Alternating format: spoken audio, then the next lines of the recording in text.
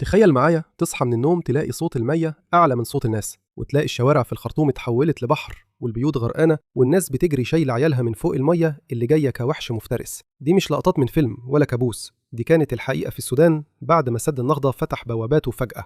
الطوفان جه من غير إنذار، ابتلع أراضي وزرع وبيوت، خلى آلاف الأسر تتشرد في ليلة واحدة. المشهد كان مفزع، السودان كلها بقت بتصرخ الإنذار الأحمر اتعلن، إحنا في خطر. لكن هنا بقى لازم نسأل، ليه مصر بالرغم إنها على نفس النيل ما غرقتش زي السودان؟ الإجابة بسيطة بس تقيلة، الرؤية والمشاريع اللي اتعملت من سنين أنقذت مصر. السد العالي في أسوان كان الدرع الأول، خزان ضخم قادر يستوعب مليارات الأمتار المكعبة من المية من غير ما البلد كلها تنهار. مشروع اتهاجم وتشكك فيه زمان، لكنه النهاردة أثبت إنه من أعظم القرارات اللي أنقذت شعب كامل. ومش بس كده، مع السنين مصر بدأت تدخل سباق تاني، ترشيد استهلاك المية، تحلية البحر، وإعادة استخدام المية بعد المعالجة. مشاريع ضخمة يمكن الناس ما خدتش بالها منها، لكنها النهاردة هي الفارق بين إنك تلاقي المية في حنفيتك أو تلاقي بلدك عطشانة وغرقانة في نفس الوقت. في عز الكارثة اللي شافتها السودان، مصر وقفت ثابتة، وده مش صدفة، ده نتاج تخطيط طويل المدى ومشاريع اتبنت مش بس عشان الحاضر لكن عشان المستقبل.